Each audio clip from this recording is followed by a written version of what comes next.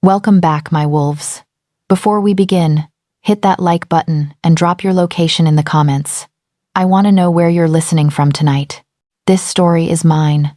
My name is Mirabelle, and for 5 years I've been running from a fate I believed would break me. I poisoned myself with wolfsbane and bitter herbs, living like a phantom in the borderlands to escape the brutal claiming rituals that haunt my nightmares. But on the winter solstice, my body betrayed me. The heat struck without warning, a wildfire that burned through every defense I'd built. Alpha King Kingsley, the one man whose voice alone makes my knees weak, caught my scent on the frozen wind. I ran into the winter forest, praying the cold would hide me. Instead, I stumbled into his private hunting lodge, sealing my fate with every desperate step.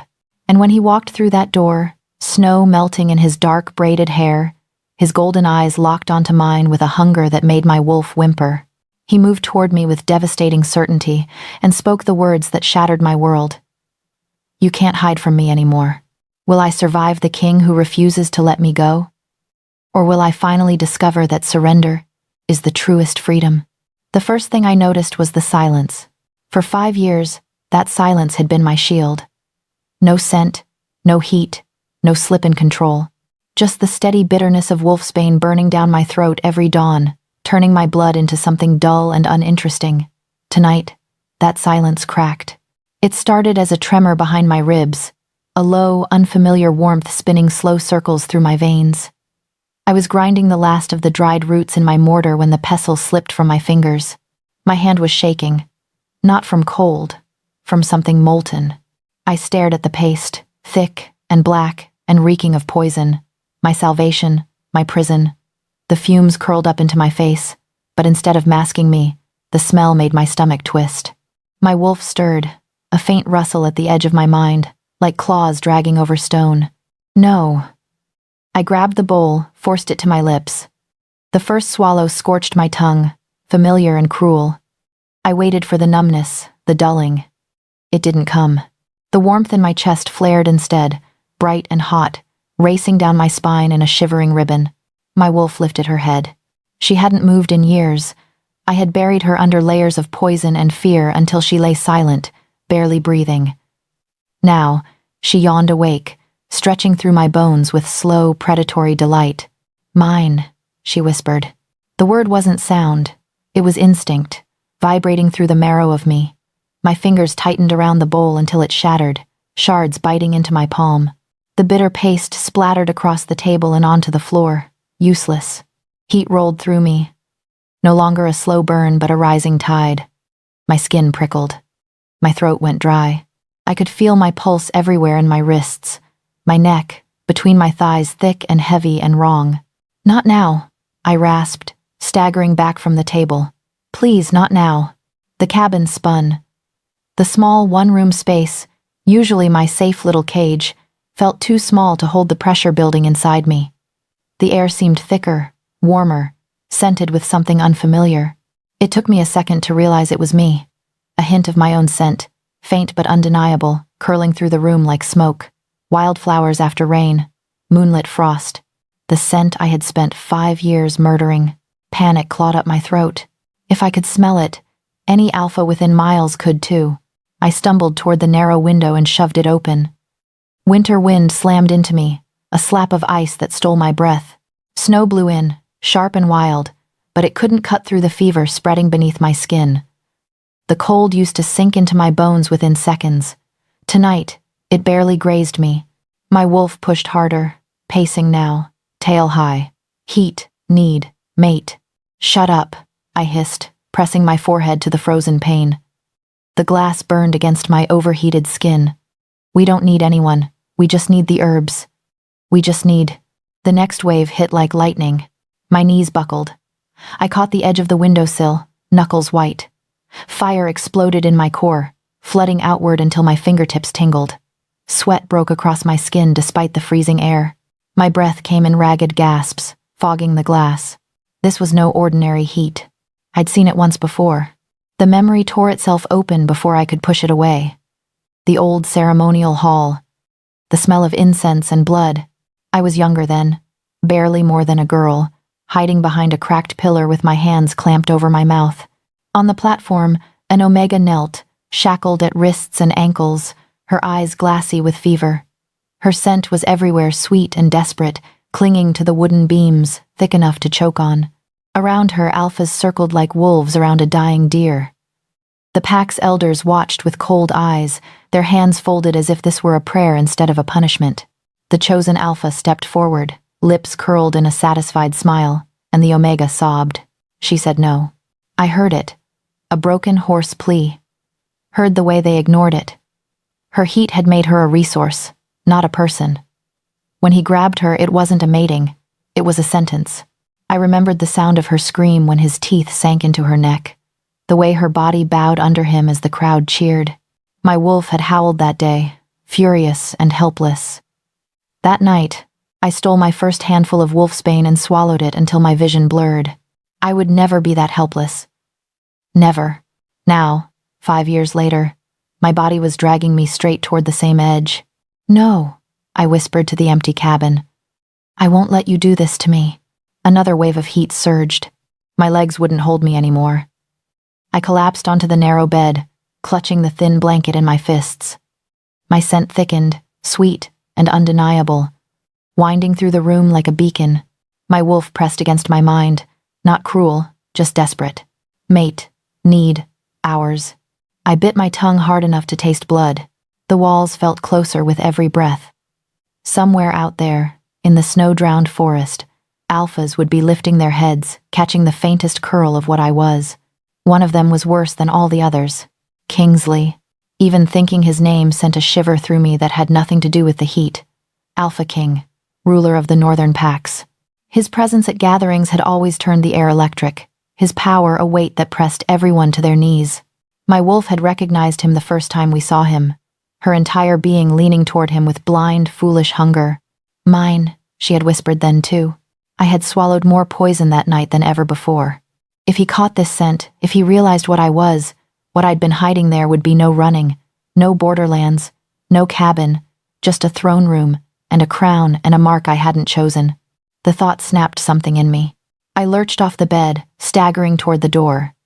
The room blurred, edges sharp and bright at the same time. My boots felt heavy, my hands clumsy as I snatched my cloak from its peg and threw it over my shoulders. The wool scratched my too sensitive skin, but I forced my arms through the sleeves. Get out, get away, before someone finds you. The door groaned as I yanked it open.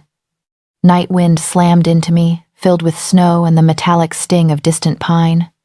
The blast stole some of the heat, but not enough. I stepped into the storm anyway. Snow swallowed my ankles instantly. The forest beyond my cabin was a blur of skeletal trees and whirling white. No path, no plan, just a way. I pulled my hood up, lowered my head and walked. Every step hurt. The heat inside me and the cold outside me waged war in my veins. My breath came harsh and uneven, white plumes torn away by the wind. My scent streamed behind me. I could feel it, like a glowing trail only wolves could see. My wolf didn't care. She pressed forward, drawn to something ahead, something powerful and familiar. Kingsley? She whispered again, reverent. I shoved her back with a snarl. I said no. Branches clawed at my cloak, snapping under my weight. I had no idea how long I walked. Minutes, hours. Time twisted around the fever, turning into one long, stumbling step. I fell once, my palms plunging into the snow. It should have frozen my skin. Instead, steam curled faintly around my fingers. I pushed myself up and kept going. When the shape rose out of the storm, I almost thought it was a hallucination. A structure loomed ahead, massive and dark against the swirling white. Not a cabin, not a hunter's shack. This was bigger stone and timber built into the side of a hill, its roof heavy with snow. Thick columns framed a wide porch, and iron lanterns hung unlit at the entrance. A lodge, a royal one, if the quality of the wood and the carving on the door meant anything. Every instinct told me to turn around.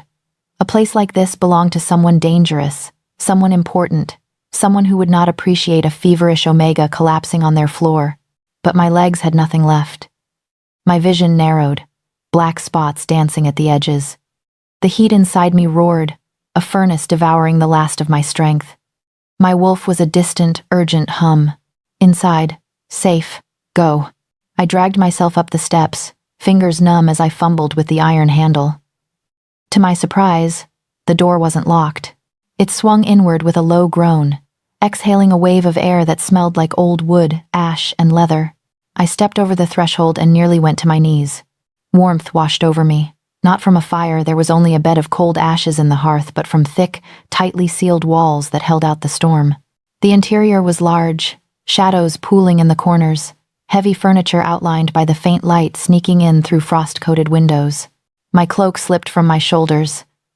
I didn't have the strength to catch it. I staggered forward a few more steps, boots leaving wet footprints on the polished floor. Then my body simply gave up.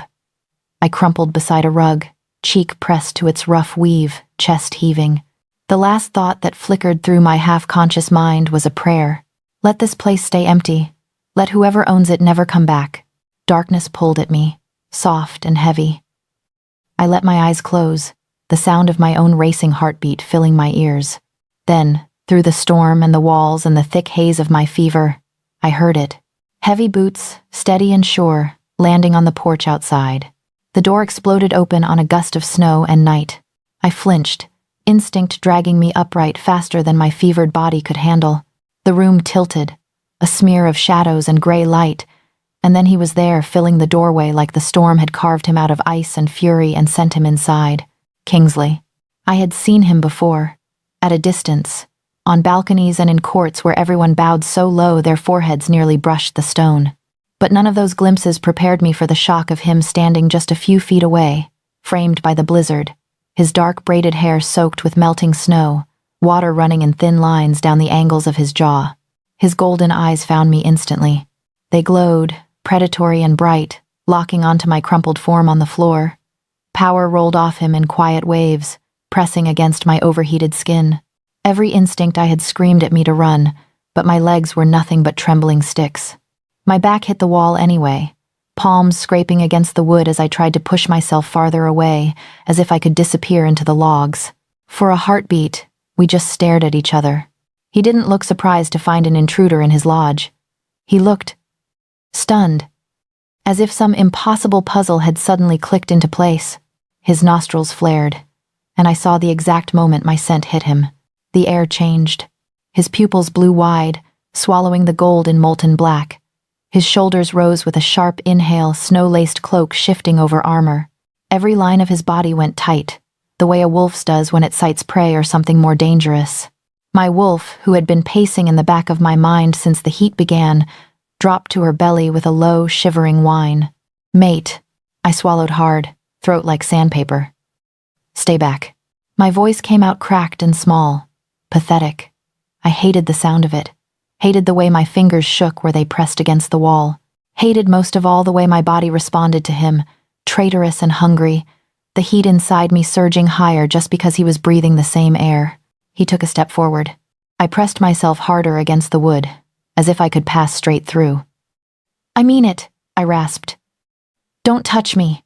Instead of snapping, instead of baring his teeth or letting his alpha command roll over me, he did something I didn't expect.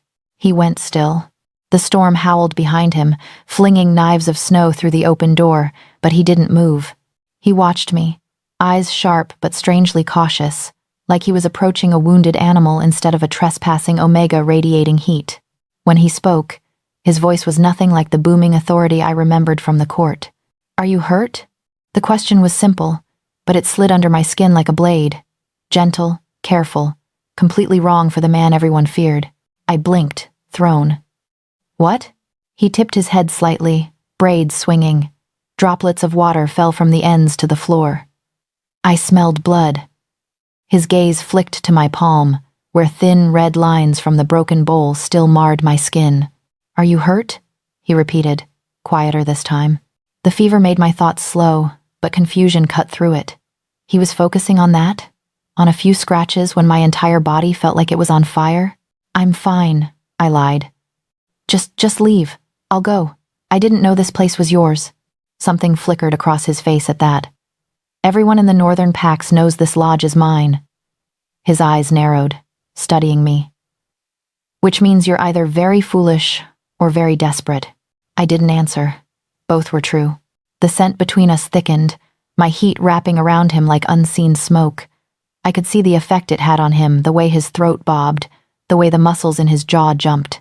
His wolf prowled just beneath the surface of his skin, pressing against the edges of his control. He still didn't move. The restraint shook me more than any threat could have. "Look at me, little wolf," he murmured. I should have refused. I should have kept my gaze on the floor, on the door, on anywhere but him. Instead, my eyes lifted of their own accord, meeting his. Whatever I expected to find there, cold calculation, smug satisfaction, the greedy hunger I'd seen in other alphas when they scented an omega in heat, it wasn't this. He looked wrecked. Not by me, not exactly, but by something older and deeper. There was a kind of aching wonder in his stare, like he was looking at a miracle he'd given up believing in and was almost afraid to touch in case it vanished. "Gods," he breathed, more to himself than to me. "It's you." My lungs stuttered. "I'm no one."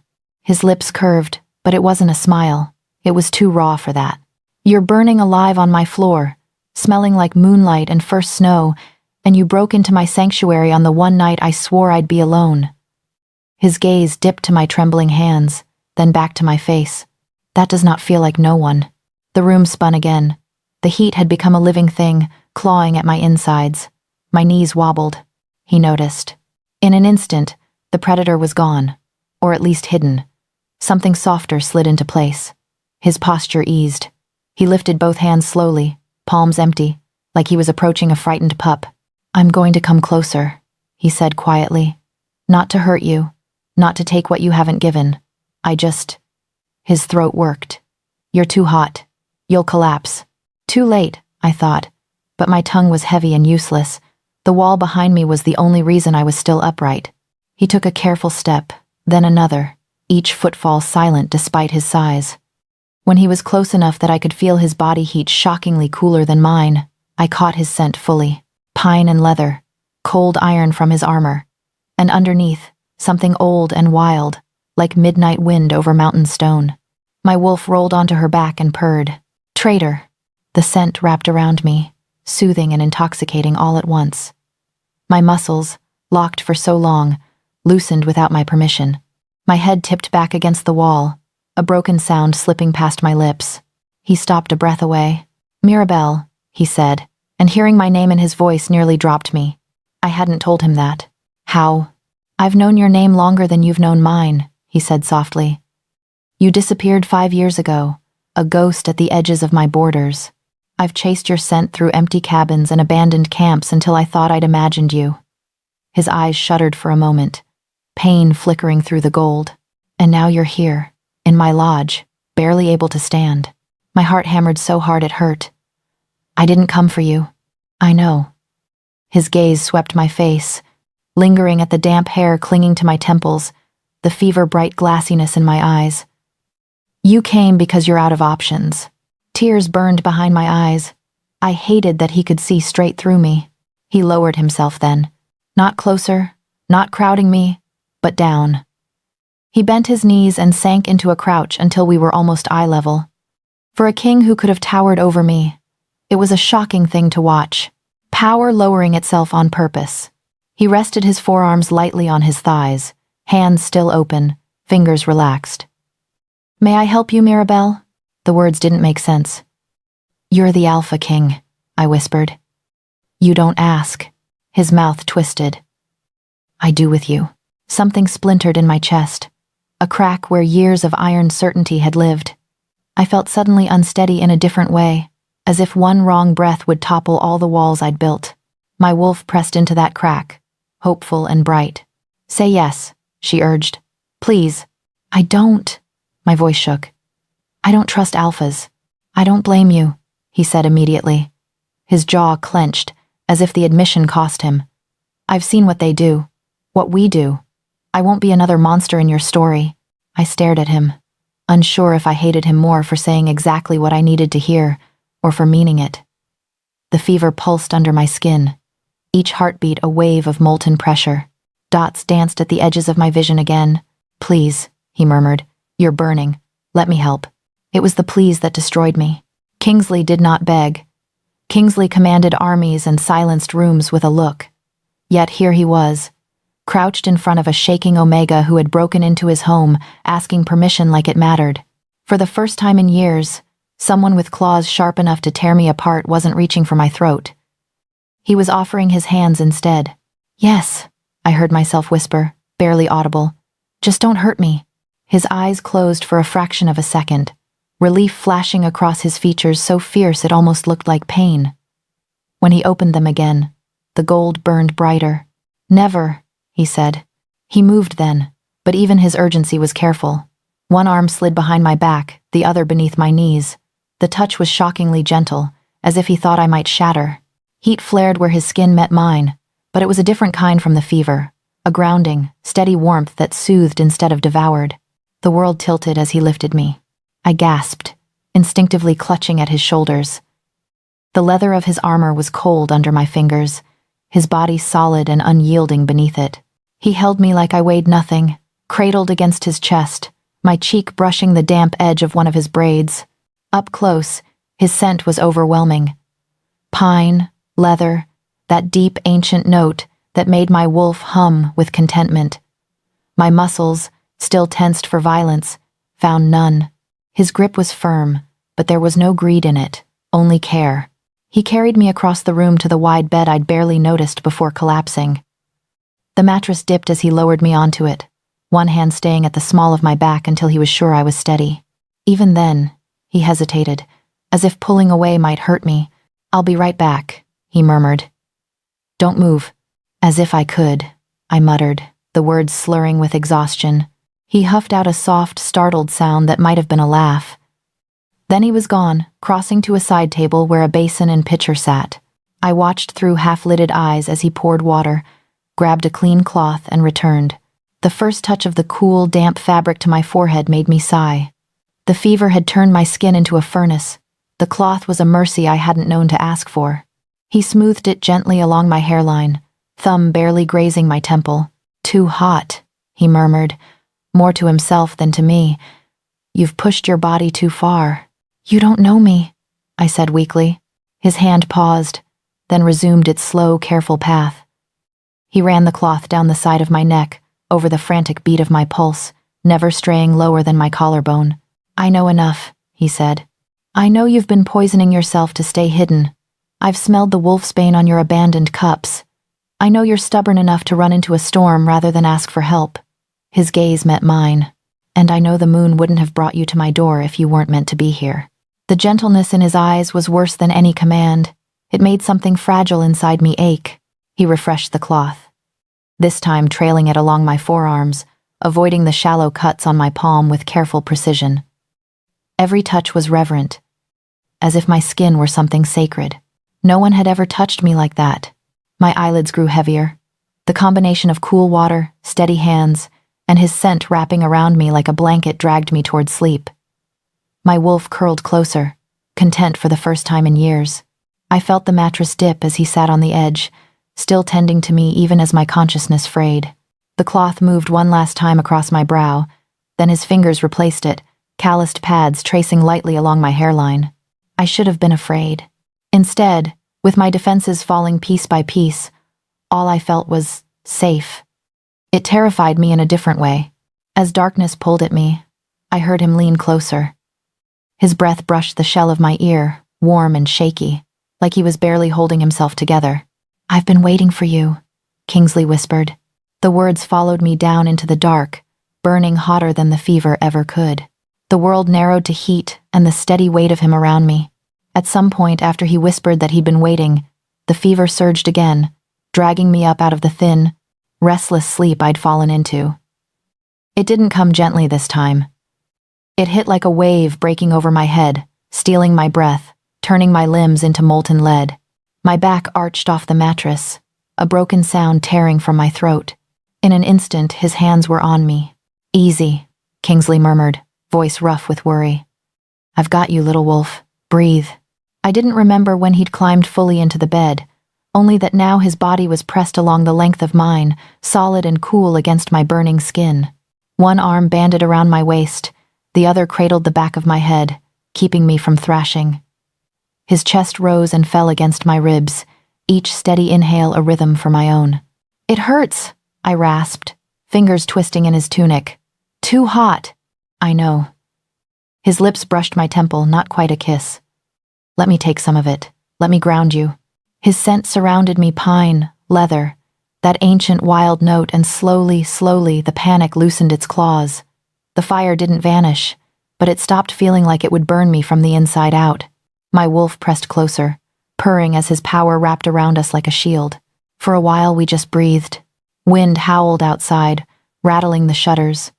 Inside, the only light came from the embers he'd coaxed back to life in the hearth. They painted the room in a low orange glow, shadows dancing over the ceiling, gilding the edges of his profile when I tilted my head to look at him. His eyes, usually so sharp, were soft in the firelight, the gold dimmed to amber. There was a tightness around his mouth, a furrow between his brows, like keeping control cost him more than he wanted me to see. "This would be easier if you weren't fighting yourself," he said quietly. "I'm not."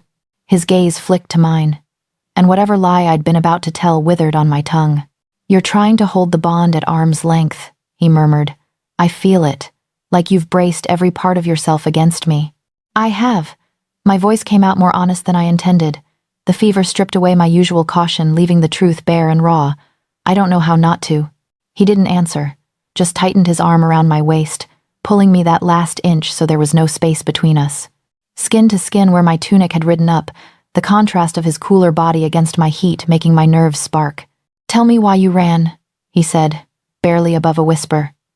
"Not from this cabin, from me, from all of us." I could have pretended not to understand, but his heart was beating against my cheek, steady and patient, waiting. That, more than anything, undid me. "You really want to know?" I asked. "I've wanted to know for 5 years."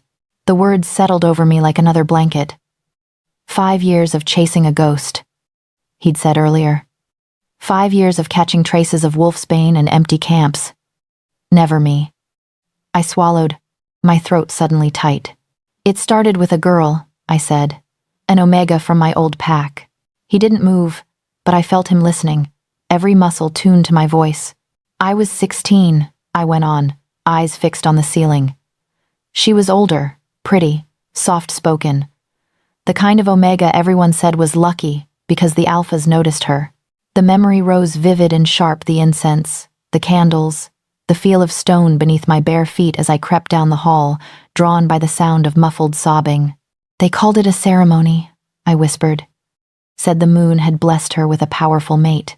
They dressed it up with flowers and silk and vows. My stomach turned, but when I looked past the pretty words, all I saw was a girl shaking so hard she could barely stand. My hands curled into his tunic. He let me. "They locked the doors," I said. "Made everyone watch." The elders smiling, saying this was our destiny. The alpha they'd chosen for her looked at her like something he'd already paid for. My voice broke. I forced myself to keep going. "She said no, Kingsley," over and over, and no one cared. The fire popped in the hearth, a sharp crack that made me flinch. "I watched him drag her to her knees," I whispered. "Watched her beg. Watched them hold her down when the heat made her too weak to fight. And when he bit her, when she screamed so loud the candles shook, the elders called it beautiful." A bitter laugh scraped out of me. "They told us that was love. That was what awaited all of us." His fingers flexed on my hip, just once. The only sign he was hearing every word like a blade. "I went home that night and stole wolfsbane from the healer's stores," I said. "I mixed it with tea and drank until I puked. The next morning my scent was duller.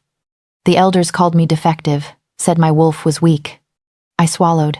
I let them believe it, because if they thought I was broken, they wouldn't parade me in front of alphas like livestock. Mirabelle. I kept drinking it. I cut in, afraid if I stopped I'd never start again. Day after day, year after year. I watched those ceremonies from the shadows, watched girls I'd grown up with turned into possessions, and I promised myself I would never stand on that platform. My eyes burned. So when they finally noticed me, when they said the king himself was coming to choose a mate from our pack, I ran. Silence fell, heavy and complete. For a moment I thought maybe I'd said too much, that he'd pull away, offended that I'd lumped him in with all the others, The alphas who took and called it destiny. Shame curled low in my belly, mixing with the heat until I felt sick. Then I heard it. His inhale, sharp and shaky. The slightest crack in the armor of his control. "Gods," he whispered.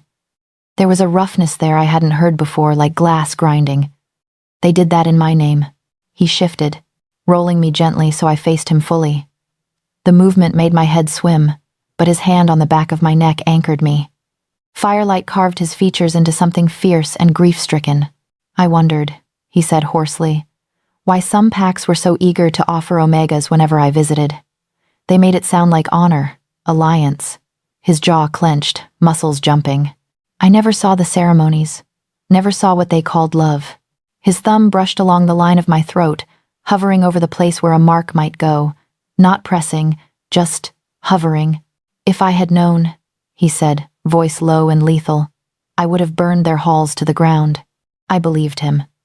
That was the terrifying part. "You're still an alpha," I whispered. "You still have teeth." His gaze snapped to mine.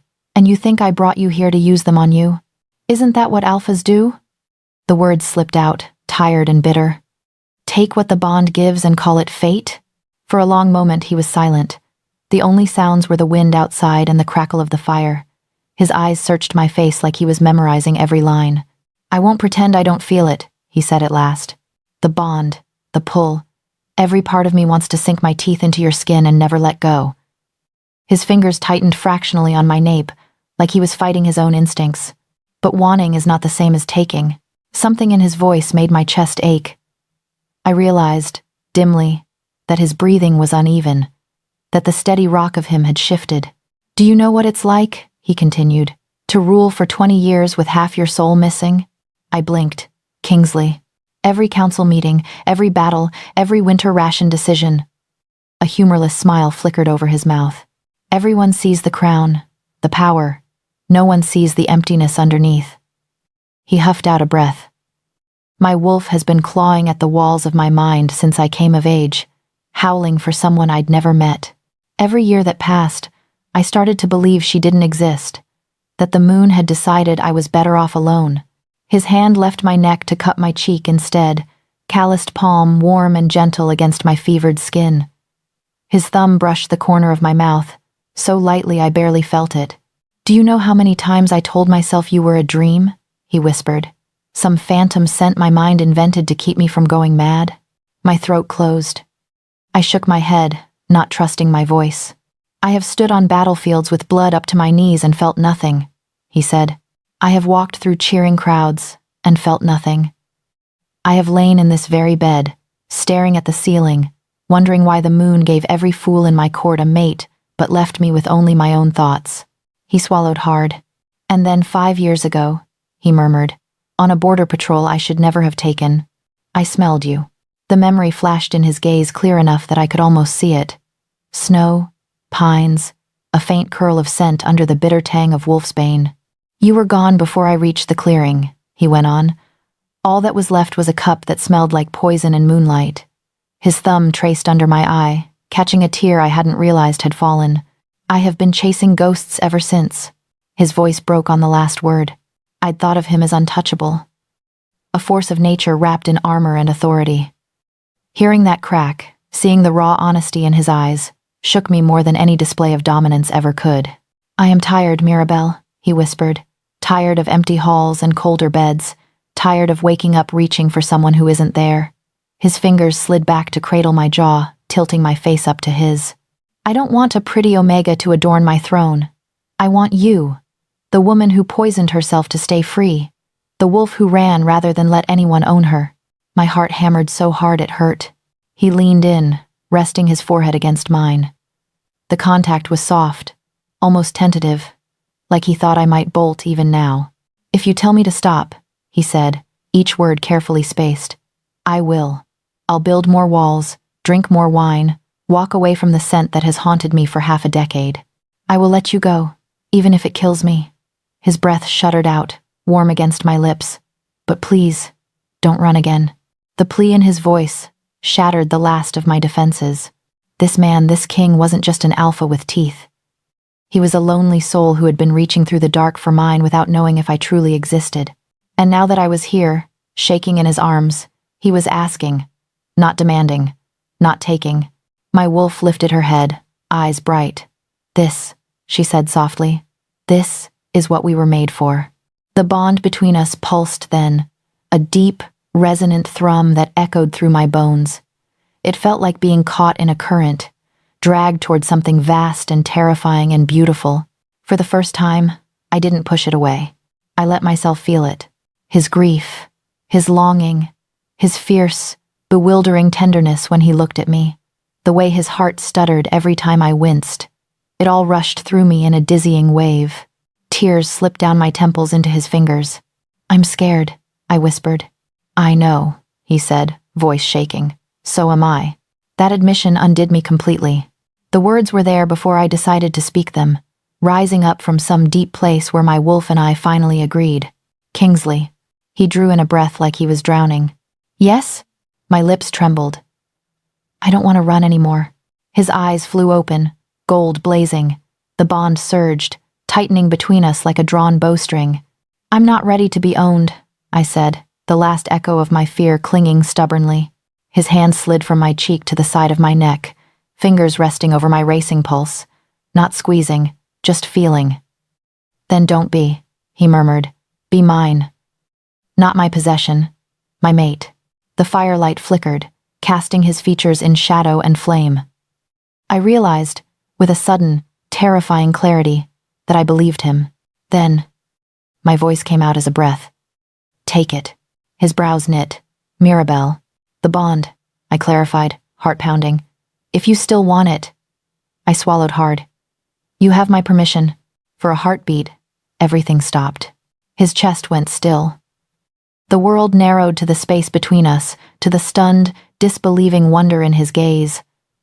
I could feel the exact moment the meaning of my words sank in. The air seemed to thicken, vibrating with something ancient and electric.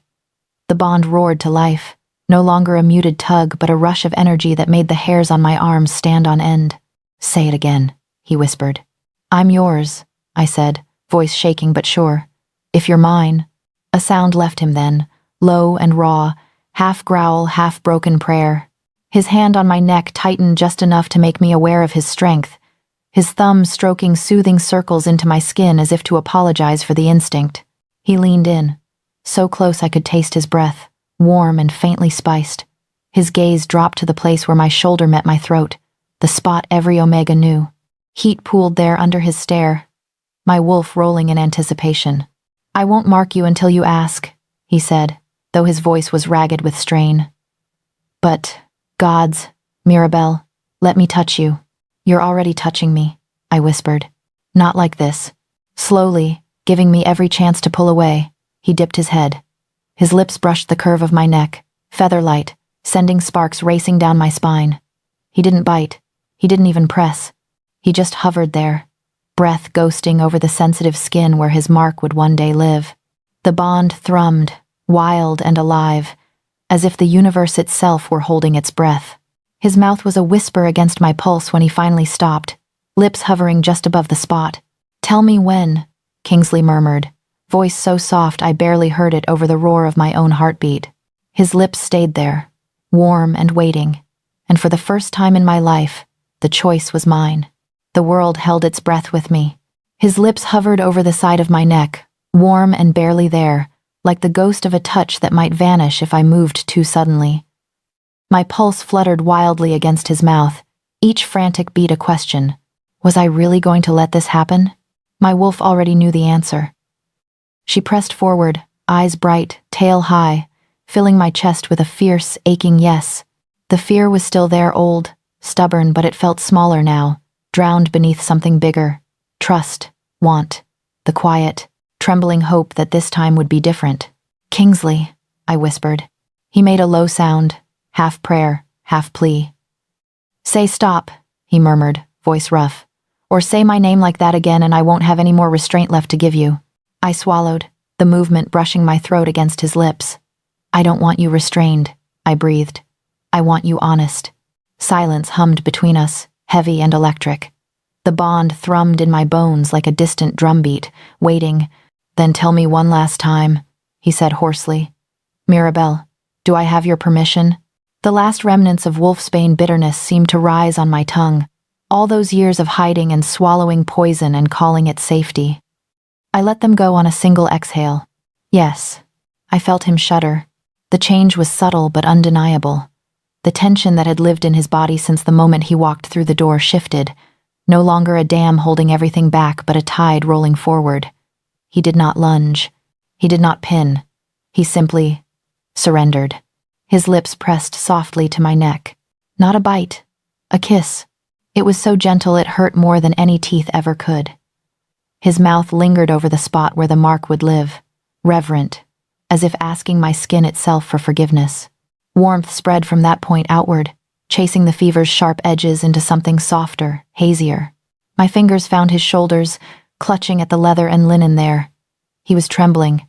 The Alpha King, the terror of the North, was shaking like a man standing at the edge of a cliff, willing himself to jump. Mine, he whispered against my skin, and the word wasn't a claim. It was a confession. The bond surged. I gasped as it flared to life, no longer a muted ache, but a blazing line drawn between us, soul to soul. For a heartbeat I saw through his eyes. The bed, the firelight, my body in his arms. I felt his awe, sharp and dizzying, and beneath it, a deep root of loneliness so old it had scarred. It punched the breath from my lungs. "You're not alone," I choked out, not sure if I said it aloud or through that strange new link between us. His hand slid into my hair, cradling my head, holding me steady. "Not anymore," he breathed. His teeth grazed my skin then, the lightest scrape, a warning of what was coming. Instinct made my body tense, a flicker of remembered fear. He felt it immediately. The hand at my waist tightened in reassurance, not restraint. "Look at me," he murmured. I turned my head, just enough to see his face. Firelight painted gold along the sharp lines of his cheekbones, caught in his eyes. They were wide open, vulnerable, every wall lowered. No crown, no throne, just a man terrified of breaking the only fragile thing he'd ever truly wanted. "If you flinch, I stop," he said. "If you pull away, I stop. If a single part of you doubts, I stop. Do you understand?" I did. That was the worst part. I understood that he was giving me absolute power over the one thing he craved most. My chest ached. "I'm done running," I whispered. "I want this. I want you." Something in him broke at that. He exhaled, a shaky, reverent sound, and bowed his head. The second his teeth sank into my skin, the universe shattered and remade itself in one blinding instant. Pain and pleasure collided, impossible to separate. Heat exploded from the mark outward, flooding my body with light. The bond roared, no longer a thread, but a river rushing through every part of me. Images, feelings, pieces of him tumbled into me in a dizzying torrent. A boy with too wide shoulders inheriting a crown too early. A young king standing alone at a window, watching couples below and pretending he didn't ache. Years of battle, duty, decisions made in cold rooms while his wolf paced and howled for someone he couldn't find. It was all there. His devotion, his brutality held carefully on a leash for my sake, his terror of failing me, his desperate, overwhelming need to wrap himself around me and keep the world out. I cried out, clutching him closer, nails digging into his back. Not to push him away, but to anchor myself as the bond locked into place with the finality of a snapped chain. "Mine," his wolf rumbled, the sound echoing inside my skull. "Ours," mine answered. The heat that had been tormenting me for hours shifted. It didn't disappear, but it changed, the raw, destructive edge smoothing into something steady and deep. The fever stopped feeling like it would devour me, and started feeling like a hearth hot, yes, but contained, shared. When he finally pulled his teeth from my skin, I was shaking. He stayed exactly where he was, mouth pressed gently to the fresh mark, his breath warm against the sting. One of his hands stroked slow lines down my back, soothing, grounding. The other came up to cup my face, thumb brushing away tears I hadn't noticed. "Did I hurt you?" he asked, voice raw. I laughed, a broken, hiccuping sound. "Yes," I whispered, "but not the way you think." His brows furrowed. I reached for his hand, threading our fingers together and pressing his palm to my cheek. "It hurts," I said. tears spilling freely now, because no one has ever been that careful with me. His expression crumpled. In the dancing firelight, the mighty Alpha King looked like a man on the verge of falling to pieces. He swallowed, throat working, and lifted his other hand to the mark. His fingertips traced the swollen shape with agonizing tenderness, following the curve as if memorizing it. "You're—" His voice failed, breaking on the word. He tried again, softer. "You're the most beautiful thing I've ever seen." Something in my chest finally gave way. The sob tore out of me before I could stop it, not sharp with pain but thick with a relief so profound it made me dizzy. All the years of swallowing poison, of hiding, of bracing for teeth and calling it fate, every moment of that weight slid off my shoulders in an invisible avalanche. He gathered me closer instantly, as if he could shield me even from my own emotions. My face pressed into the warm hollow of his neck, his scent enveloping me. I cried there, shaking in his arms, and he held me like he had all the time in the world. "Easy," he whispered again and again, lips brushing my hair, my temple, the crown of my head. "You're safe. You're safe with me. I swear it on my crown, on my wolf, on my life. No one will touch you without your consent. No one will use you. Not while I breathe." I believed him. That realization settled over me like a second mark, invisible but just as real. For the first time since I could remember, my body was on fire and I wasn't afraid. My heart was exposed and I wasn't ashamed. We lay like that for a long time, tangled in blankets and each other, listening to the storm die down outside. The fire burned lower, embers collapsing into a soft red glow. The bond hummed between us, a quiet, steady thrum, like the purr of a great beast finally at rest. At some point, exhaustion crept in, heavy and sweet. My fingers kept tracing idle patterns over his chest, mapping old scars, feeling the slow, reassuring beat of his heart under my palm.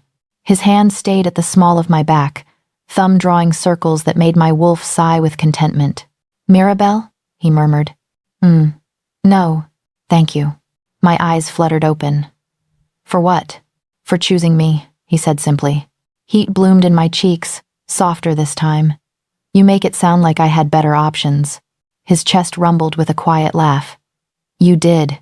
You could have chosen to keep running."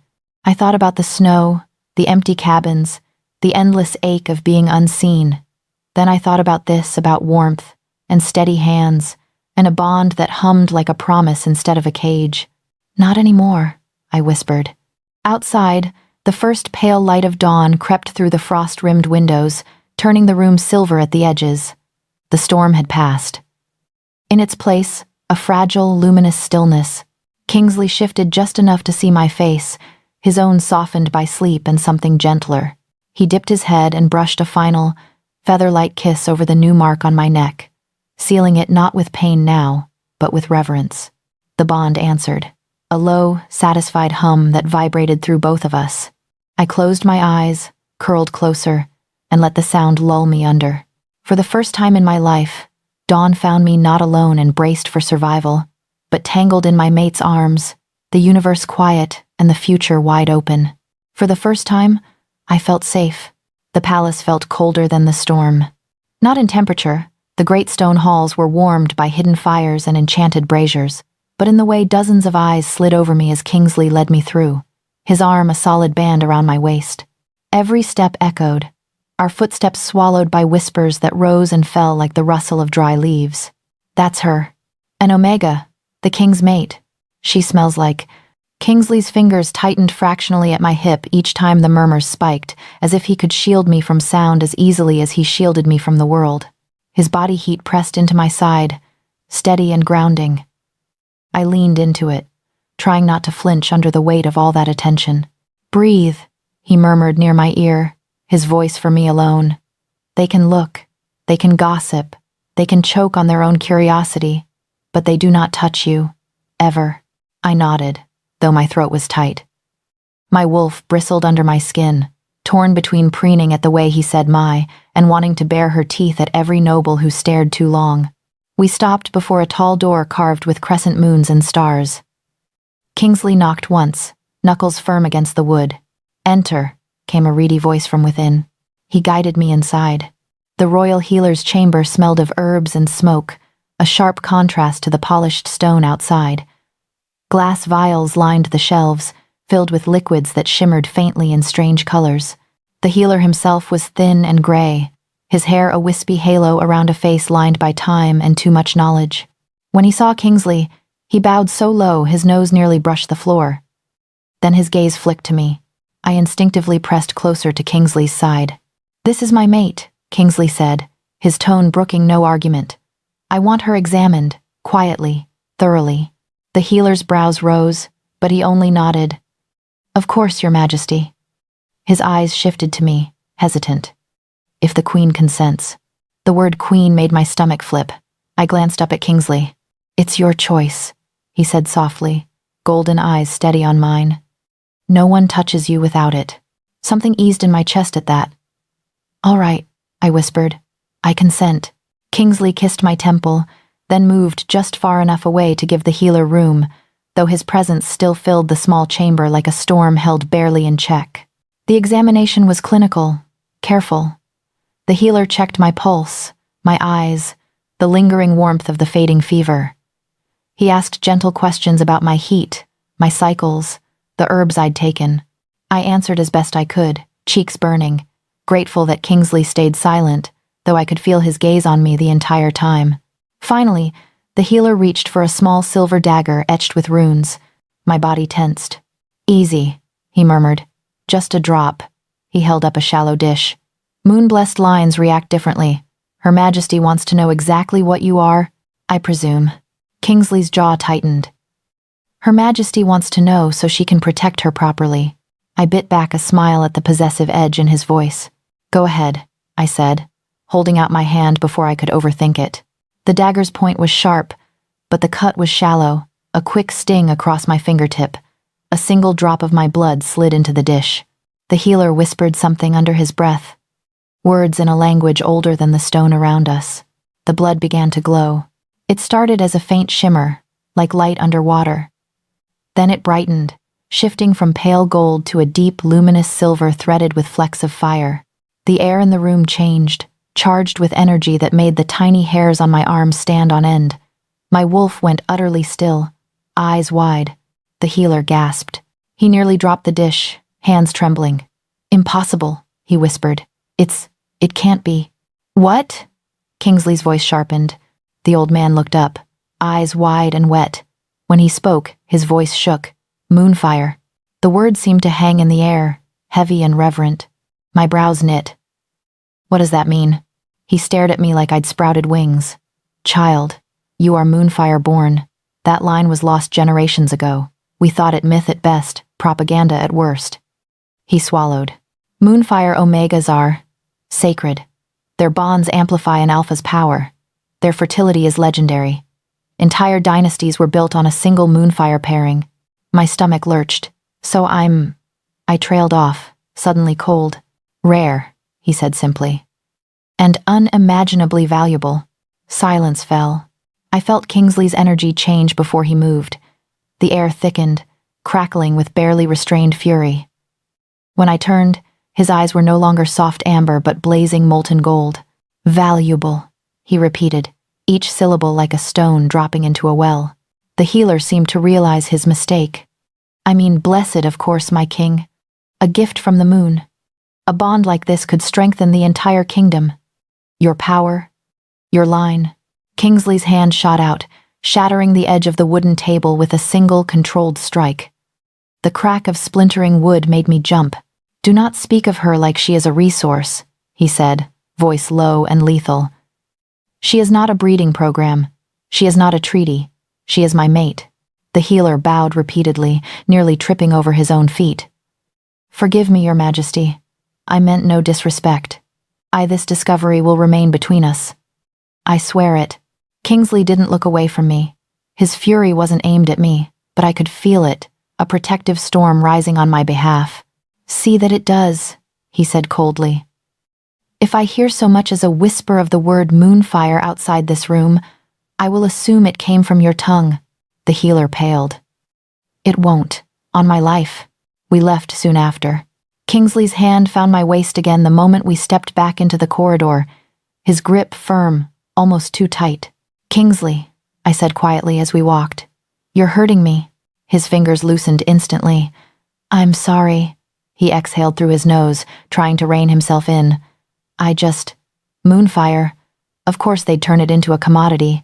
Who? I asked, though I already knew. Everyone. He shook his head, jaw clenched. Alphas, elders, kings. The moment they learn what you are, you stop being a person and become an opportunity, an advantage, a prize. My stomach churned, like the girl in my old pack. His arm tightened around me again, gentler this time. I will burn this kingdom to ash before I let them touch you, he said, no trace of exaggeration. You are not a prize, you are mine. And yours, I said softly, surprising both of us. Some of the tension eased from his shoulders. He looked down at me, something warm flickering in his eyes. And mine, he agreed, voice quieter. That night, in his chambers, the world felt smaller. The room was large by any normal standard. High ceilings, heavy curtains, a bed big enough to swallow 3 people whole, but with the door closed and the fire low, it felt intimate, safe. Kingsley shrugged off his cloak and armor with jerky movements, like his muscles were still buzzing with leftover anger. I stood near the hearth, watching the flames dance, trying to arrange my thoughts around the word moonfire. Come here, he said softly. I did. He wrapped his arms around me the moment I was within reach, pulling me against his bare chest. My cheek pressed to warm skin, ear over his heart. It beat hard and steady, faster than usual. You are not their answer, he murmured into my hair. You are not their salvation. You are not a vessel for anyone's ambition, including mine. You said moonfire makes your power stronger, I said. It does, he admitted. I could feel it the moment the bond snapped into place, like someone had been holding my strength underwater all these years, and finally let go. He kissed the top of my head. But I will never use you for it. I swear that to you. Emotion stung behind my eyes. You're allowed to benefit from me, you know, I said quietly. That's what a bond is. We share. His hold on me tightened. I don't want you to ever doubt the difference between sharing and being used. I tilted my head back to look at him. Kingsley? Yes, little wolf. What happens if they find out what I am? For the first time since I'd met him, he hesitated. They'll want you, he said finally. Every rival alpha, every power-hungry council, they'll dress it up as alliance and duty. They'll talk of heirs and legacies. His jaw flexed. Which is why they won't find out. You can't hide me forever. I can try. A grim smile ghosted over his lips. And if they force my hand, they'll learn what it means to threaten what's mine. Despite the fear coiling in my belly, a strange warmth bloomed there too. To be wanted like this, not as a thing, but as a person whose safety mattered more than politics, was dizzying. I slid my arms around his waist, holding him back. You're not alone in this anymore, I reminded him. Remember? His expression softened. He bent his head to kiss me, slow and lingering, nothing to do with heat and everything to do with reassurance. I remember, he said against my mouth. I just wish the world would let us have a moment before it starts demanding pieces of you. A sharp knock on the door shattered the cocoon of quiet. Kingsley stiffened. What? Forgive the hour, Your Majesty, came a muffled voice from the other side, but a sealed message just arrived from the Frostfang pack, marked urgent. Ice slid down my spine. Kingsley's gaze met mine, all softness gone, replaced by a lethal calm. Bring it, he called. The door opened just enough for a hand to pass through a thick envelope, sealed with black wax bearing a familiar sigil, a snarling wolf's head I'd hoped never to see again. My former pack. My fingers went numb. Kingsley took the letter, dismissed the servant with a curt nod, and broke the seal. His eyes moved quickly over the lines, gold darkening with each word. By the time he reached the end, his hand was shaking. What does it say? I whispered. He folded the letter slowly, deliberately, like he was afraid he'd tear it in half if he moved too fast. They know you're here, he said, voice dangerously calm. They claim you as stolen property. They're demanding your return. Or they march on my borders. The room seemed to tilt. They can't. They can try, he cut in, a growl curling under the words. I felt his control straining. The muscles in his arms bunched as he pulled me closer, almost crushing me to his chest. His heart pounded hard against my ribs, each beat a drum of barely leashed rage. "No one is taking you from me," Kingsley said, every word a vow. "Not your old pack, not this court, not anyone." His arms locked around me, protective to the point of pain. Through the bond, I felt the storm building inside him. Fear, fury, the savage urge to tear the world apart before it could reach me. For the first time, I realized the real danger might not be the threat outside these walls. It might be what this gentle, lonely, terrifying man would become if someone tried to take me away. The ballroom glittered like a trap. Light spilled from 100 chandeliers, catching on crystal and gold and the jeweled throats of nobles who had never once worried about surviving a winter. Music curled through the air, graceful and empty. At the center of it, I stood at Kingsley's side with his hand resting firmly at my waist, a dark stone in a sea of gems. "You don't have to stay long," he murmured, thumb drawing slow circles through the fabric of my dress. "We show our faces, then I steal you away." "You're the king," I whispered back. "You don't steal, you just leave." His lips brushed my temple, so quick I doubted anyone saw. "Let them call it what they want." I'm counting the minutes. Nobles bowed as we passed, smiles sharp and assessing. Their gazes snagged on my hand resting over Kingsley's, on the faint mark at my neck, on the simple gown that couldn't quite hide I wasn't born to silk. Whispers followed us like a second music. "That's her. An Omega from nowhere," they say. Kingsley's fingers tightened slightly at my hip each time the murmurs swelled. "Breathe," he said quietly. "They can't touch you." I nodded, though my stomach churned. My wolf paced under my skin, ears pricked, wary. She appeared near the high table, where the light hit hardest. Lady Seraphine moved through the crowd like a blade, sleek green silk, dark hair coiled in precise braids, emeralds winking at her throat. She was beautiful, the way marble statues are beautiful. Cold, perfect, meant to be admired from a distance. "Your Majesty." She dipped into a flawless curtsy in front of Kingsley, eyes lowered just enough. "The court rejoices to see you looking so content." His hand didn't leave my waist. "Seraphine." Her gaze slid to me, slow and measuring. Something sharp flashed behind her polite smile. "And this must be the Omega we've heard so much about." "Mirabelle," Kingsley said. "My mate." The words steadied me more than I expected. "Lady Seraphine," I said, inclining my head. She studied me like I was a curiosity on a merchant's shelf. "Forgive my surprise," she murmured. "For years, the court has whispered about the kind of queen our king would choose. Alliances, ancient houses, powerful bloodlines." Her smile cooled. "No one mentioned a stray from the borderlands." Stray. The word hit like a thrown stone. My wolf bristled immediately. Kingsley's grip tightened. "Careful," he said softly. Seraphine's eyes glittered. "I mean no offense, of course. I only speak what others wonder. The realm is unsettled. An untested Omega of uncertain origin suddenly standing where many of us were raised to stand, it raises questions. Questions like, why not you? I asked, before I could stop myself. A few fans stilled. Someone choked on a laugh and turned it into a cough. Color rose in Seraphine's cheeks. "Some of us," she said, voice sweet with venom, "have spent our lives preparing to serve this kingdom, to support our king, to bear heirs of unquestioned lineage. Instead, he brings home a girl no one has ever heard of, one who can barely curtsy, whose scent was suppressed so long people called her defective." The old word cut deep, sharp as ever. Defective. Broken. A mistake. I forced my chin up. "Maybe the moon prefers surprises." "Or maybe," she replied, "our king has mistaken a heat-fevered stray for destiny." Her gaze swept me from head to toe. There is a difference between a queen and a passing comfort. The room seemed to tilt. Every insult I'd survived in the borderlands rose like ghosts. Stray. Weak. Wrong. My fingers curled in my skirt to keep from shaking. Kingsley moved before I could decide whether to speak or flee.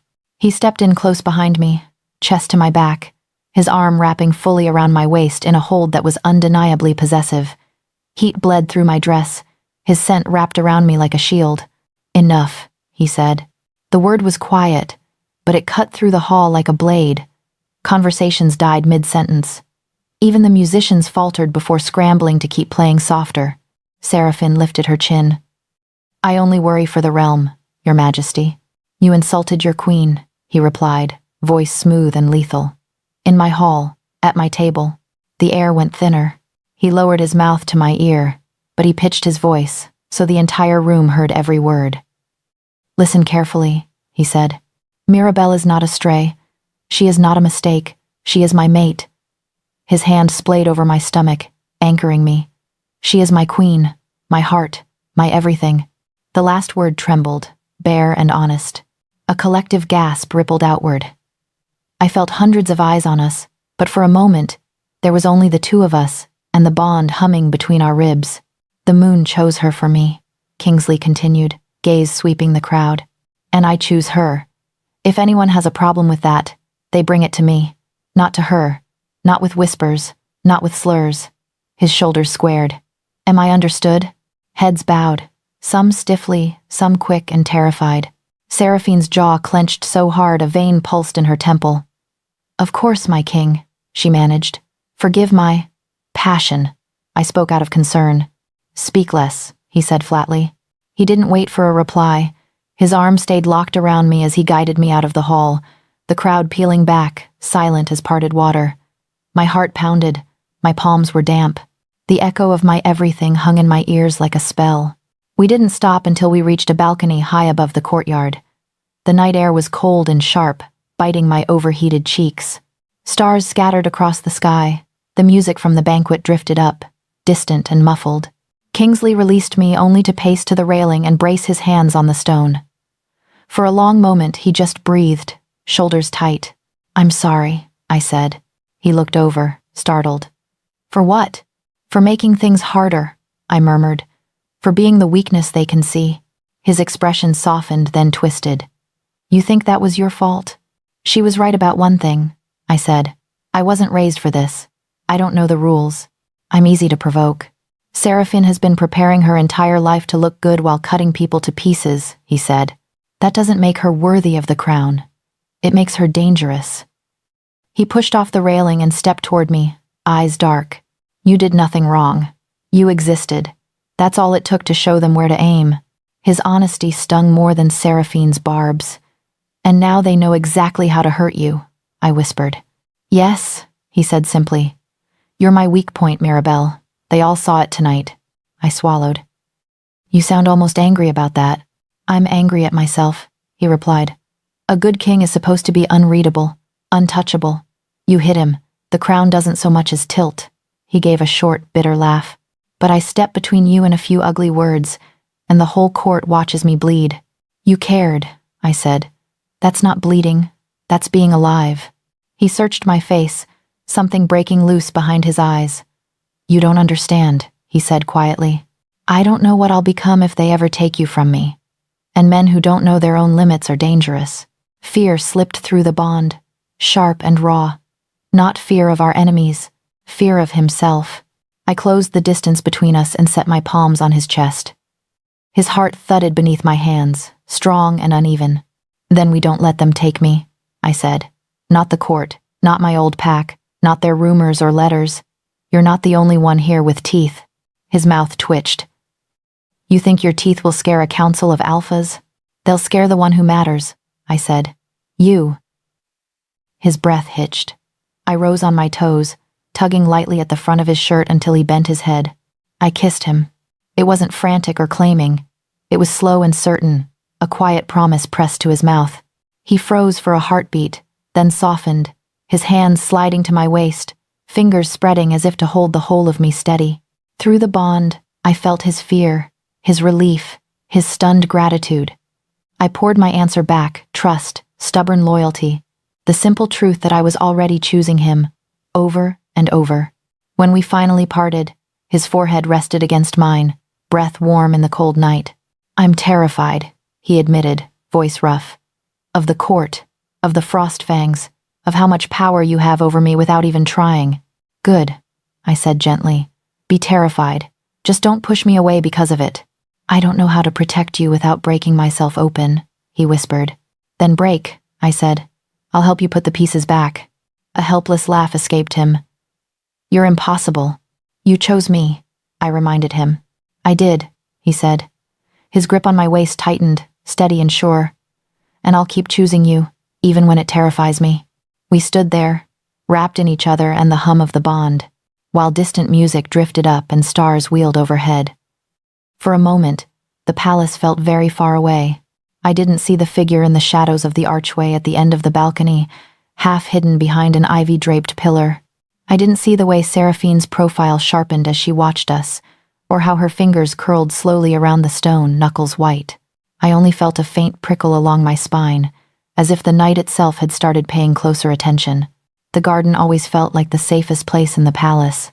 Lanterns hung from the branches like captive stars, their soft glow spilling over stone paths and late-blooming flowers.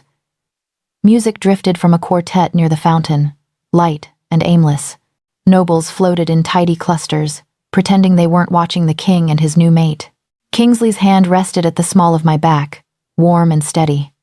On my other side, his younger sister Ilara hooked her arm through mine.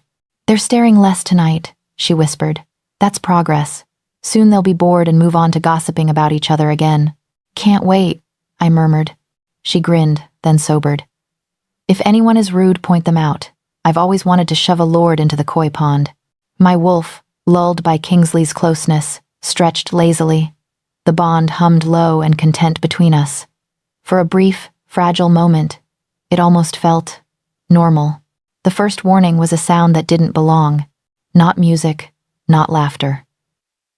A distant metallic clang, followed by a scream cut off too quickly. Kingsley went rigid. In the next heartbeat, the air changed. Shouts rose from the far wall, torches flared, shadows where no shadows should be moved fast and wrong. Guards barked orders, guests turned, confused. Inside, Kingsley said, already shifting his stance to shield us. Both of you. What's happening? Ilara breathed. Attack. His eyes swept the garden, his hand tightened on my waist.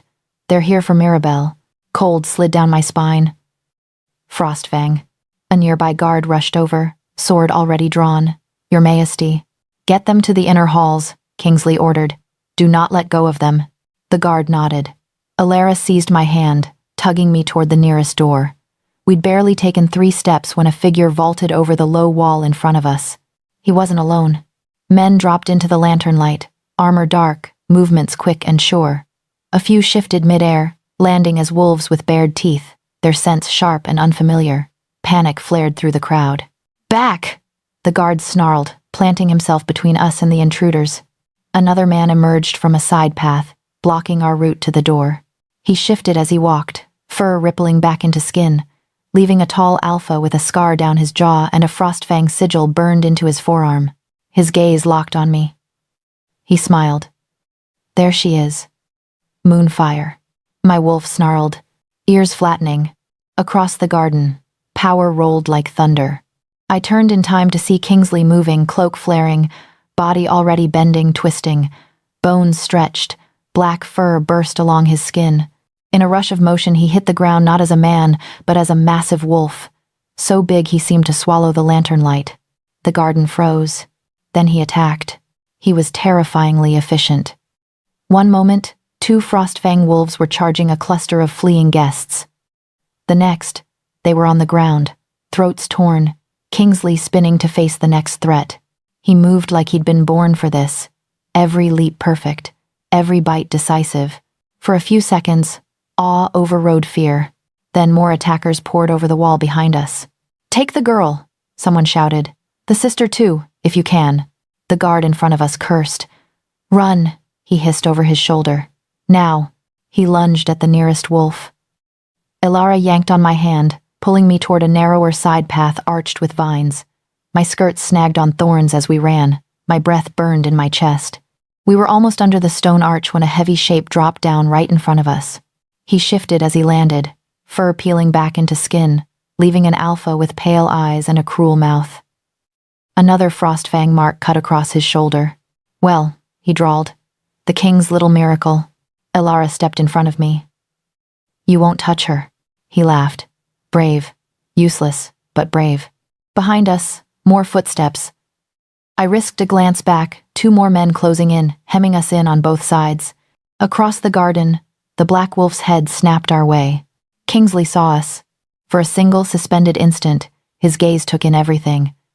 Alara braced in front of me, 3 enemies closing, the guard too far away, the chaos everywhere else. A blade slashed his flank. Blood spattered his fur. Through the bond, something tore. Rage hit me like a physical force. Cold, absolute, all-consuming. His control, careful, iron-tight, shuddered. He ran. One moment he was a blur on the far side of the lawn. The next, he was between us and the front attacker, a wall of snarling black fur.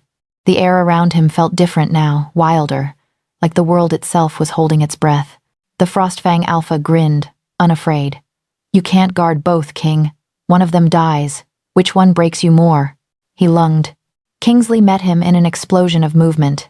This wasn't the precise, measured violence from before. This was something else, raw, unrestrained. He slammed the Alpha down so hard the earth shook, teeth driving deep, ripping and shaking until there was nothing left that could get up again. It was brutal, overkill, a message. My stomach flipped. I'd never seen him like this. Lost to the fight. More beast than man. Hands grabbed us from behind. One attacker wrapped an arm around Alara's neck. Another caught my wrist, yanking me backward. Kingsley! Alara cried, struggling. He wrenched his bloody muzzle up. If he'd been a storm before, now he was the eye cracking open. His gaze locked on the man dragging me, on Alara's white face, on my hand clawing at the fingers around my throat. His growl rolled low and dangerous, making my bones vibrate. He came at them like a falling star. We went down in a tangle. The man holding me tried to pivot, using me as a shield. Kingsley didn't slow. For an instant, I saw nothing but teeth and black fur and the gleam of his eyes. Fear stabbed through me, sharp as any blade. What if he didn't see me? What if, in this state, everything just looked like something to destroy? Kingsley, I thought wildly, not even sure if the word reached my mouth. The bond flared. He hit the attacker from the side, jaws clamping onto the man's shoulder instead of my arm. The impact tore me free. I tumbled into the grass, air punching from my lungs. When I looked up, it was to the sight of Kingsley standing over the fallen bodies, sides heaving, fur slicked with blood that wasn't all his. His head whipped around, searching, hunting for whatever else dared to move. His gaze crashed into mine. His eyes were blown wide, molten gold nearly swallowed by black. They were wild, feral, and then, slowly, familiar. Kingsley, I whispered, voice shaking. He froze. The snarl died mid-rumble, his ears pricked toward my voice. Through the bond, I felt confusion cut through the fury, a sharp, piercing thread of fear, not for himself, but for me. Carefully, ignoring the tremor in my limbs, I pushed myself up onto my knees and reached out. My fingers brushed the thick fur at his neck, burying into warmth. It's me, I said softly. I'm here. I'm safe. You did that. His whole body shuddered under my hand. The sounds of fighting were already fading, guards finishing what he'd started, but in that moment, the garden might as well have been empty. It was just us, a blood-streaked wolf, and the woman who'd watched him come apart. Come back, I breathed. Please. He dipped his huge head, pressing his muzzle briefly against my chest. A rough, desperate nudge that nearly knocked me over. The gesture was almost apologetic. I wrapped both arms around his neck, holding on like he was the one in danger of breaking. Kingsley, I whispered again, into his fur, into the bond, into every shattered piece of him. Come back to me. The throne room smelled like steel and fear. The attack moved from the garden to the very heart of the palace faster than anyone expected. By the time the last of the intruders were forced back, alarms were already ringing along the inner walls. We barely had a night to breathe before the Frostfangs made their next move. They didn't sneak this time. They came with banners and blades, ramming at the gates, howls echoing off stone. The court huddled in the great hall, eyes wide, ears pressed for news. I stood beside Kingsley and Alara on the dais, fingers twisted in the fabric of my dress, feeling the tension humming through him like a live wire. They won't stop, Alara said quietly. Not until they have her. Or they're broken. Kingsley's jaw clenched. Then they break. A crash shook the doors. Guards braced spears under the heavy beams. The scent of enemy wolves seeped into the room, cold, metallic, wrong. My wolf prowled inside me, restless and uneasy, as if pacing along bars that no longer existed. I'd spent years caging her, poisoning her, pretending she was small. Tonight, that lie felt thinner than ever. The doors buckled. "Get the council to the lower passages," Kingsley barked. "Now." People scattered. Alara grabbed a sword from a fallen stand, knuckles white. "I'm not hiding," she said. Kingsley gave her a look that said he knew better than to waste time arguing. "Then stay behind me." The beam splintered. Frostfang wolves flooded the hall, some in fur, some half-shifted, all eyes burning with the same hungry intent. I caught glimpses of familiar tattoos, familiar cruel smirks, my old life crashing into my new. "Moonfire!" one howled, spotting me on the dais. "Take the king's prize." Kingsley's growl rolled through the hall, deep and lethal. He surged forward, half-shifting as he went, body stretching, fur tearing through skin. Alara slipped to his flank, blade ready. I should have been afraid for myself. Instead, my eyes locked on Alara. 3 wolves had broken off from the main rush, circling wide, fanning behind her. She saw 2, not the 3rd. Kingsley couldn't be everywhere, not even like this. He was already tearing through the front line, a dark blur of teeth and fury. If one of them reached her, something inside me snapped. All the years of swallowing pain, of drinking poison, of keeping my wolf small and quiet and safe, they rose like a tide. The bond with Kingsley pulsed, hot and frantic, tugging me forward. No more hiding. I stepped off the dais. "Mirabelle," someone shouted. I didn't answer. The air around me felt suddenly thin, sharp, like the world was holding its breath. My wolf surged against my skin, not in the gentle, distant way she had before, but like a storm finally finding open sky. "Let me," she urged. "Please." Fear clawed at my throat. Every horror story I'd heard about first shifts, bones breaking, minds shattering flashed through my head. But behind it all, I saw Alara's small form, back exposed, 3 wolves closing in. I made my choice. I stopped holding back. The pain was instant. It ripped through me like lightning, bending me double. My bones groaned, stretching, reshaping. Heat exploded along my spine, each vertebra a brand. My hands hit the stone, fingers curled, nails thickening, lengthening into claws. Voices blurred into noise. My dress tore. My skin stretched. My vision went white, then blindingly, painfully clear. I screamed. Or my wolf did. The sound wasn't human, it was a howl ripped from somewhere deep and ancient. It echoed off the vaulted ceiling, freezing every moving body in the room for a heartbeat. When it ended, I wasn't on 2 legs anymore. I stood on 4. The world looked different, sharper, brighter. I saw every thread of fear in the air, tasted the metallic sting of enemy rage on my tongue. Lantern light struck my fur and bounced, reflecting in the wide eyes of those nearest. Gasps rippled through the hall. "Moonfire," someone breathed, reverent and terrified. I glanced down. My fur was a pale, luminous silver, tipped in soft gold at my paws and tail, as if I'd been dipped in dawn. Light clung to me, outlining each hair, making me glow in the dim hall. I was bigger than any Omega wolf I'd ever seen, nearly as large as Kingsley, my shoulders high, muscles thrumming with coiled strength. I barely had time to register it. Ilada. The 3 wolves were almost on her. I moved. The stone floor flew beneath my paws, each stride effortless, powerful. I cut across the hall, angling toward her just as the 3rd attacker lunged. I hit him midair. We crashed in a tangle of fur and snarls. For a moment, all I knew was teeth and impact. Then instinct took over. I drove him down, jaws clamping around the back of his neck, my weight pinning him. He yelped, twisting, but I held him until he went limp. The other 2 turned on me. Omega, they thought, charging. Not prey, my wolf answered. They came from both sides. I ducked under the first swipe, feeling claws rake sparks off the floor where my head had just been. My body remembered things I'd never done, moving with a grace that felt borrowed from the moon itself. I twisted, jaws flashing, and one wolf stumbled back with a torn shoulder, blood spraying. The second barreled toward Alara instead, trying to slip past. She lifted her sword, face pale but steady. I leapt, landing between them, teeth bared. The Frostfang wolf skidded, momentum carrying him too close. My jaws closed around his foreleg. Bone cracked under my bite. He howled, collapsing. Elara pressed her back to mine, breath shaking. "Is that you?" she whispered. I huffed, nudging her calf. Her laugh was half hysteria, half exhilaration. "You're beautiful," she said.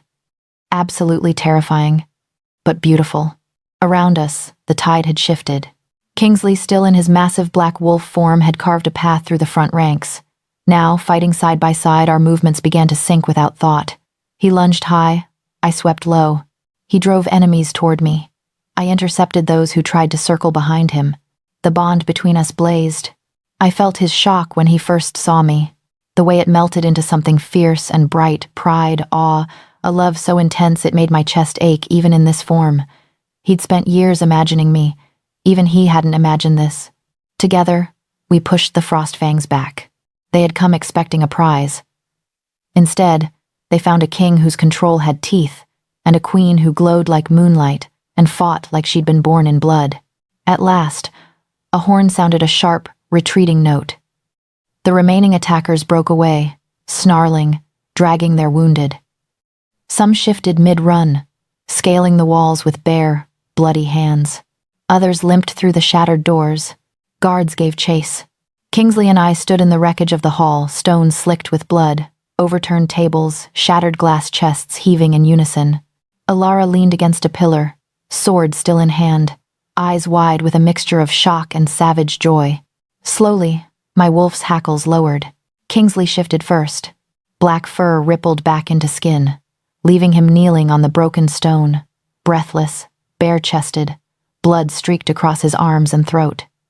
His gaze found me instantly. For a heartbeat, we just stared. Then I let myself shift back. It hurt less this time, but it still felt like being pulled through myself, bones knitting into new shapes, fur withdrawing, light condensing. When it was done, I knelt in the torn remains of my dress, skin tingling, hair wild, breath coming hard. The hall was silent. Kingsley moved slowly, as if stunned. He crossed the space between us and sank to his knees in front of me, ignoring the cuts on his legs, the murmuring nobles, the blood at his feet. His eyes were full of awe. "Mirabelle," he said, voice hoarse. "Moonfire Queen." My throat tightened. He lifted a shaking hand, not touching until I nodded. Then his fingers brushed my cheek, reverent. "You're gods. You're beyond anything I ever dreamed." Tears pricked my eyes. "I'm not prey," I said softly. His mouth curved. "You never were." Days later, the coronation felt almost surreal. The throne room was filled again, this time with flowers instead of blood. Banners draped from the rafters, moon sigils stitched in silver thread. The court watched from below as I walked up the long carpet, heart pounding so hard I felt it in my palms. Kingsley stood at the top of the steps, dressed in black and deep green, crown glinting on his dark hair. His eyes never left mine. "Mirabelle," the high priest intoned, "do you accept the crown of the North, not as a chain, but as a promise to your people, to your mate, and to yourself?" I thought of poison cups and empty cabins, of garden lanterns and blood on stone, of a black wolf pressing his head into my chest like an apology, and a man dropping to his knees in awe of a girl who'd spent her life hiding. "I do," I said. Kingsley took the crown from the cushion and set it gently on my head. The metal was cool, heavy, and right. Then, to the shock of everyone in the hall, he turned to me and knelt. Gasps erupted. The king, kneeling to his queen, to his mate. He bowed his head, one hand over his heart. "Long live the Moonfire Queen," he said, voice ringing. "My equal. My better." Something inside me, long starved, finally bloomed. That night, in our chambers, the world grew small again. We lay tangled on the bed, the crown resting on a table nearby, forgotten.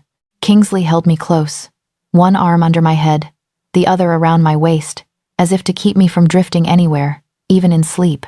"You don't have to hide anymore," he whispered into my hair. I traced the line of his jaw with my fingertips, memorizing the softness there that only I ever saw. "I'm not hiding," I said. My fingers settled over his heart, feeling it beat steady and strong beneath my palm. I'm home. The bond hummed, warm and sure, echoing the first night I'd stumbled into his lodge, terrified and burning. Back then, I'd thought the worst thing that could happen was being caught. Now, as I tucked myself closer into his arms, crownless and unafraid, I knew the truth. I couldn't hide from him anymore, and I didn't want to. If you've stayed with Mirabelle and Kingsley all the way here, rate this story from 1 to 10 and tell me in the comments which moment hit you the hardest.